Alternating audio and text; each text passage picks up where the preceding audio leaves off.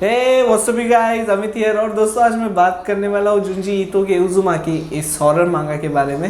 1998 to 1999 में serialised की हुई उज़ुमाकी को जुंजी ईतो का मैग्नम ओपस कहा जाता है। जुंजी ईतो एक बहुत ही बड़े हॉरर मांगा का है और मैंने ईतो की पढ़ी हुई ये पहली मांगा है और इसीलिए ये मुझे काफ़ी स्पेशल है मेरे लिए और इसके बारे में आज मैं बात करूँगा। तो सबसे पहले हम इसके प्लॉट के बारे में बात करते हैं। ये एक बेसिकली हॉरर मांगा है, पर इसका जो हॉरर है एज सच एक सिंगल ट्रोप नहीं है इसमें, जैसे कि बॉडी हॉरर या फिर क्रिएचर हॉरर या फिर paranormal, supernatural, spiritual horror, psychological horror, ऐसा कुछ इसका जॉनरा नहीं है एज सच। तो इसमें बहुत से अलग अलग जॉनराज को अमलगमेट करके एक पूरी स्टोरी बताई है और इसका जो ओवरऑल जो हॉरर थीम है वो है कॉस्मिक हॉरर, एक लवक्राफ्टियन कॉस्मिक हॉरर। तो उज़ुमाकी की जो स्टोरी है वो है एक कोस्टल टाउन की स्टोरी, एक कोस्टल कम्युनिटी की स्टोरी और हमारी जो मुख्य किरदार है किरी, उसके पर्सपेक्टिव से हमें ये पूरी स्टोरी अनफोल्ड होती है। तो इसमें दो मुख्य किरदार हैं, किरी और उसका बॉयफ्रेंड शुइची। तो बुक ओपन होती है किरी के नरेशन से और वो बताती है कि ये पूरी बुक जो है वो 0 to 100 ऐसे डाउनवर्ड स्पाइरल में कैसी पहुंच जाती है, एक हॉरर में कैसे तब्दील होती है, उसकी वो स्टोरी हमें बता रही है।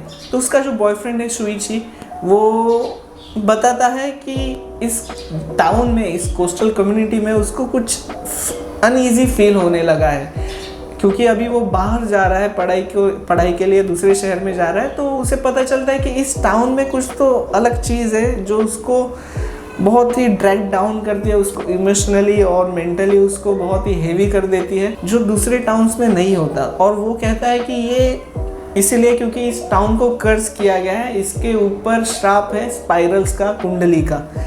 तो ये किस तरह का श्राप है? तो किरी भी यही कहती है कि ये क्या स्टुपिडिटी है, मतलब कि शुइची को ये क्या बातें कर रहा है। तो शुइची जो है वो एक एक्चुअल में मैड प्रॉफिट का काम करता है इस पूरी स्टोरी में, क्योंकि उसने जो प्रोफेसी की है या फिर उसने जो बात की है स्पाइरल के कर्स की, वो एक्चुअल में रियल है। क्योंकि उसके पापा जो है वो कुछ दिन से अपने घर में ही बैठे रहते हैं और स्पाइरल शेप में जो कुछ भी चीज़ें रहती है, फिर वो चाहे शेल्स हो या फिर कॉइल्स हो या फिर फ्लावर्स हो या कुछ भी हो, जो भी स्पाइरल शेप की चीज़ें हैं, ऑब्जेक्ट्स हैं, डिज़ाइंस हैं, वो कलेक्ट कर रहे हैं और ऑब्सेस हो रहे हैं उस स्पाइरल के डिज़ाइन को लेकर। और उनका ऑब्सेशन इतना बढ़ता है ओवर द फ्यू पेजेस पहले ही चैप्टर में कि वो खुद की बॉडी को एक स्पाइरल शेप में बंद करके एक पेटी में अपनी जान गंवा देते हैं। और इसका जो शौक है वो पूरे इस शुइची के फैमिली के ऊपर होता है, उसकी माँ के ऊपर और उसके खुद के ऊपर। और जब उसके फादर को क्रीमेट किया जाता है तो क्रीमेशन से जो स्मोक निकलती है वो स्मोक भी स्पाइरल में आती है, बाहर आती है। और तभी से ये पूरा जो स्पाइरल्स का डर है या फिर स्पाइरल्स का श्राप है वो अलग अलग फॉर्म लेने लगता है। और इस पूरी स्टोरी में इस स्पाइरल के हॉरर को, इस स्पाइरल के फियर को और इस पूरे सिचुएशन को अलग अलग फॉर्म में रिप्रेजेंट किया गया है, प्रेजेंट किया गया है इस मांगा में। और चीज़ें बहुत ही जल्दी 0 to 100 का टर्न ले लेती है पहले ही चैप्टर में। स्टार्टिंग में हमारे जो कैरेक्टर्स हैं वो सब इसको इग्नोर करते हैं, पर धीरे धीरे किरी जो है उसको भी पता चलने लगता है कि हाँ, एक्चुअल में स्पाइरल शेप को लेकर कुछ तो गड़बड़ है यहाँ पे।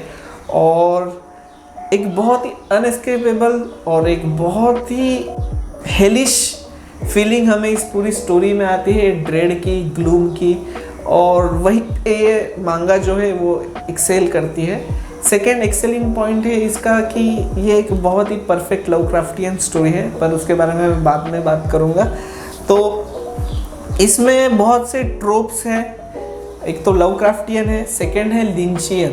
तो डेविड लिंच की फिल्में आपने अगर देखी होगी तो आपको पता चलेगा कैरेक्टर्स जो है वो किसी भी वियर्ड सिचुएशन को, किसी भी सरियल सिचुएशन को एट फेस वैल्यू नॉर्मल देखते हैं। तो यहाँ पे भी जो स्पाइरल्स का जो कर्स है या फिर जो हॉरर है उसको लोग बहुत ही नॉर्मली लेते हैं, उसको सीरियसली कोई नहीं लेता और अपने डे टू डे लाइफ में लोग बिजी रहते हैं। और हम लोग भी स्टार्टिंग में इस पूरे शॉक से, मतलब हम लोग तो पूरे पहले शॉक में रहते हैं इस स्पाइरल को लेकर, पर जैसे जैसे एंडिंग आती है, मतलब स्टोरी आगे बढ़ती है, तब हम भी इस स्पाइरल को लेकर नम होने लगते हैं। पर जो हॉरर है वो बढ़ता रहता है हर 10 फोल्ड्स हर चैप्टर में।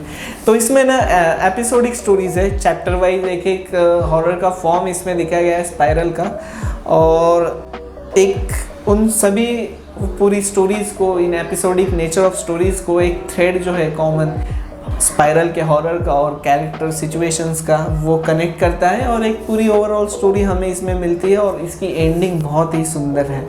तो लवक्राफ्टियन स्टोरी ये क्यों है?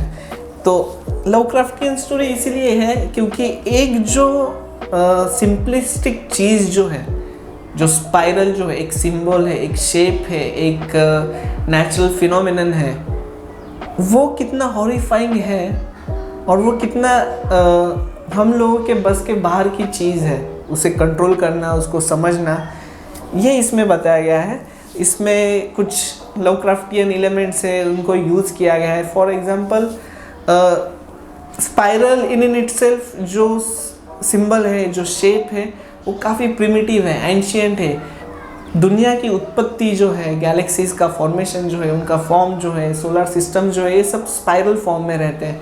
फिर हमारे फीटस जो रहे, फीटस की डेवलपमेंट जो है वो स्पाइरल फॉर्म्स में होती है। बहुत सी सिंपल चीज़ें जो है वो स्पाइरल फॉर्म में हमें नेचुरली ऑकर होती है। स्पाइरल जो शेप है, जो डिज़ाइन है, वो बहुत ही ऑप्टिमल है, क्योंकि आप अगर एक 10 सेंटीमीटर की एक आपके पास रिबन है, आप उसको बिठाना चाहते हैं एक छोटी सी जगह में, तो आप उसको पूरी तरीके से स्प्रेड नहीं कर सकते अगर वो जगह कम लेंथ की है। पर आप इस 10 सेंटीमीटर के थ्रेड को अगर कॉइल कर दोगे तो वो उस स्पेस में बहुत ऑप्टिमली फिट होगा।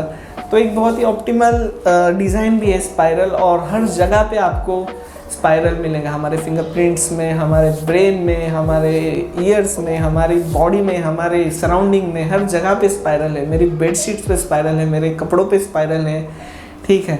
तो स्पाइरल हर जगह पे है, पर उसके पीछे एक मिस्ट्री है इस ऑब्जेक्ट को, इस सिंबल को, क्योंकि ये काफ़ी हिप्नोटिक है, मेस्मराइजिंग है, मिस्टीरियस है और उतना ही कंफ्यूजिंग भी है। ये आपको हेडेक दे सकता है, आपको इंस्पायर कर सकता है, आपको हिप्नोटाइज कर सकता है। और इस बुक में इसी हिप्नोटाइजिंग, मेस्मराइजिंग, अट्रैक्टिव और डिल्यूजन पैदा करने का, नॉजिएटिंग जो फीलिंग है स्पाइरल का, उसके मिस्ट्री को ढूंढने की कोशिश जुंजी ईतो ने की है।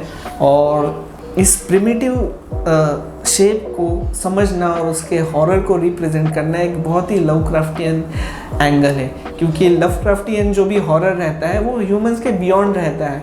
ये जो स्पाइरल चीज़ जो है, जो कर्स है, वो हमें नहीं पता कि कहाँ से आया है। हम कीड़ी के साथ ही ढूंढने की, इसको सॉल्व करने की कोशिश कर रहे हैं, पर इतने बड़े स्केल के शेप को समझना और उसको फाइट करना बहुत ही डिफ़िकल्ट है हमारे puny, little, tiny, mortal human mind, human body के लिए।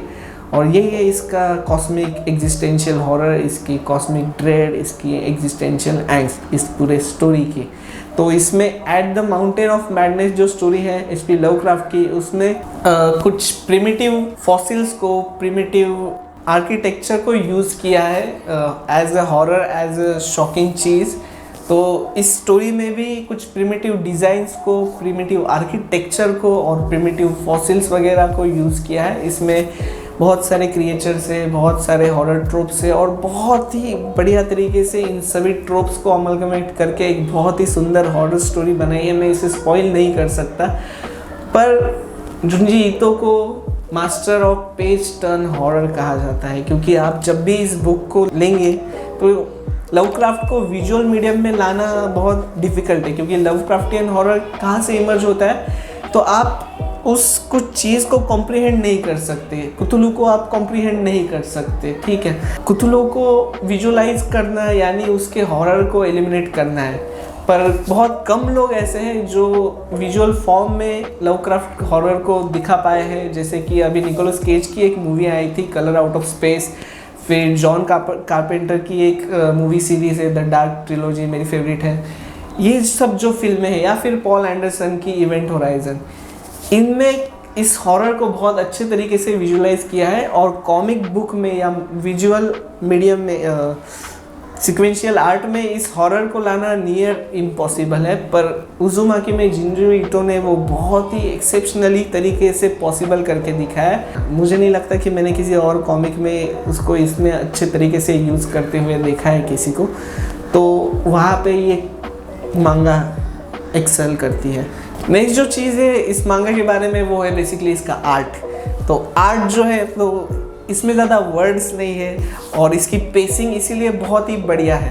तो हर पेज टर्न पे ये पूरी शॉक वैल्यू पे काम करती है ये मांगा, क्योंकि जो भी इसका हॉरर है वो साइकोलॉजिकल तो है ही, पर जो बॉडी हॉरर जो है उसको इसमें ज़्यादा यूज़ किया है। तो हर पेज टर्न पे आपको कुछ तो हॉरिफाइंग इमेजरी दिखेगी जिससे आपका सर चकरा जाएगा। ठीक है, वो स्पाइरल का शेप भी हो सकता है, कौन सी स्पाइरल का हॉरर है ये भी हो सकता है, या फिर उस स्पाइरल का इफ़ेक्ट जो है ह्यूमंस के ऊपर, जो सैनिटी के ऊपर जो इफ़ेक्ट है वो भी हो सकता है। तो ये जो पेज टर्न का हॉरर है उसको बहुत अच्छे तरीके से यूज़ किया गया है, पर यहीं पे ये बुक मुझे वीक भी लगती है क्योंकि इसका जो हॉरर जो है वो एंड में काफ़ी रिपीटेटिव होने लगता है, क्योंकि आप प्रिडिक्ट कर सकते हो कि हाँ अभी तो मैं पेज पलटूंगा और मुझे कुछ तो हॉरिफाइंग इमेजरी दिखेगी, तो ये आपको नम्ब होने लगता है। पर ये भी उस स्टोरी के लिए काफ़ी यूज़फुल है क्योंकि हमारे कैरेक्टर्स भी एक्चुअल में इस पूरी सिचुएशन को लेकर नम्ब हो रहे हैं और होपलेस हो रहे हैं, तो वो अच्छी बात है पर बुरी बात भी है। ठीक है, अब ये आपके ऊपर है, आप इसे किस तरीके से लेते हो। नेक्स्ट जो है तो मैंने पिछली मेरी रिव्यू में भी कहा था नो लॉन्गर ह्यूमन के कि जुंजी ईतो का मेन जो स्ट्रेंथ है आर्टवर्क की वो तो हॉरर तो है ही, पर जो कैरेक्टर्स है उनको बहुत ही यूनिक तरीके से ड्रॉ करना, यूनिक फेशियल फीचर्स देना, उनके एक्सप्रेशन से हॉरर को कन्वे करना, ये उनका बहुत ही स्ट्रॉन्ग पॉइंट है। तो जो भी हॉरर हो रहा है हम जिस तरीके से उस हॉरर को रिएक्ट कर रहे हैं उसी तरीके से कीरी, शुइची और बाकी के कैरेक्टर्स करते हैं। तो जो भी माइक्रो एक्सप्रेशंस जो है, आईब्रोज है, आइज़ का बड़ा होना, आइज़ का छोटा होना, नोज़, माउथ, इन सब की जो मूवमेंट है, जो एक्सप्रेशंस हैं वो बहुत ही बढ़िया तरीके से ड्रॉ किए हैं। हर एक कैरेक्टर एक दूसरे से डिस्टिंग्विशेबल है, आप बता सकते हो कि कौन सा कैरेक्टर क्या है, कौन है, और आप कंफ्यूज बिल्कुल भी नहीं हो पाओगे। जो भी लैंडस्केप्स है उसमें आप देखते रह जाओगे कि कहाँ पे स्पाइरल है, आप हर लैंडस्केप में ढूंढोगे कहाँ पे स्पाइरल है। और हॉरर इमेजरी तो काफ़ी बढ़िया है और कुछ इंस्टेंसेस पे सिक्वेंशियल इमेजेस को बहुत ही बढ़िया तरीके से यूज़ किया गया है, जो नो लॉन्गर में भी ईतो करते हैं। इसके प्लॉट के बारे में एक और चीज़ है, तो कुछ पॉइंट्स पे मुझे ये बुक जो है वो बहुत ही सिली लगी, क्योंकि इसमें जो शोनेन ट्रोप्स जो है या फिर रेगुलर मांगा ट्रोप्स जो है, ऐसी कुछ चाइल्डिश स्टोरी इसमें है। फॉर एग्जांपल एक स्टोरी ऐसी है, एक चैप्टर ऐसा है जहाँ पे एक कैरेक्टर जो है उसके हेयर्स जो है, फीमेल कैरेक्टर्स, उसके हेयर्स जो है वो स्पाइरल का शेप लेने लगते हैं और उसके स्पाइरल के शेप को देखकर उसकी तरफ बहुत से लोग अट्रैक्ट होने लगते हैं। ठीक है, उसको बहुत अटेंशन मिलने लगता है। दूसरी एक लड़की जो है, इस लड़की की दोस्त, वो अभी उससे एनवियस फील करने लगती है, उससे जलने लगती है और इस जलन से उसके बाल भी अभी कर्ल लेने लगे हैं, स्पाइरल फॉर्म लेने लगे हैं और अभी इन दोनों के बाल जो है वो सेंटिएंट हो जाते हैं और इन दोनों सेंटिएंट बालों में एक जंग छिड़ जाती है। ये काफ़ी स्टूपिड स्टोरी थी। इसके बाद एक और स्टोरी है जिसमें कुछ लड़के जो है या कुछ कैरेक्टर्स जो है वो अपने हैंड को और लेग्स को स्पाइरल तरीके से मूव करके फ्लाइट लेने की टेक्निक सीख जाते हैं।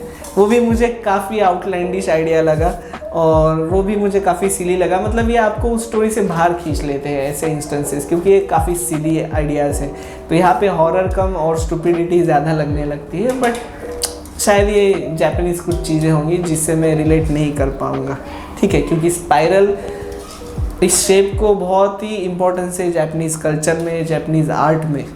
ठीक, तो ये सब वो सब चीज़ें हो सकती है जिसे एज अ इंडियन में नहीं कनेक्ट कर पा रहा, पर ये सब मुझे इसके शॉर्ट कमिंग्स लगी और वो जो प्रेडिक्टेबिलिटी है वो मुझे इसकी शॉर्ट कमिंग लगी। पर ये मेरी फेवरेट हॉरर मांगा है और एज सच बहुत सारी हॉरर मांगा मैंने पढ़ी नहीं है, मैंने कुछ बहुत ही गिनी चुनी ही हॉरर मांगा पढ़ी है, पर ये उन सभी में ग्रेटेस्ट हॉरर मांगा मैं कहूँगा। शॉक वैल्यू को लेकर साइकोलॉजिकली मुझे नो लॉन्गर ह्यूमन इससे सुपीरियर लगती है, तो मैं अपने व्यूवर्स को इसे डेफिनेटली रिकमेंड करूँगा। और ये कुछ 650 पेजेस की मांगा है, तो इसे आप, ये इतनी फास्ट पेस्ड है और इतनी इंट्रिगिंग है कि आप इसे एक सिटिंग में डेफिनेटली पढ़ सकते हो। अगर एक सिटिंग में नहीं पढ़ पा रहे हो तो 2 सिटिंग्स में तो डेफिनेटली आप इसको फिनिश कर दोगे, क्योंकि you can not put this book down once you start reading it. ठीक है, तो बस यही, मिलूँगा आपको मैं अपने नेक्स्ट वीडियो में, तब तक के लिए धन्यवाद।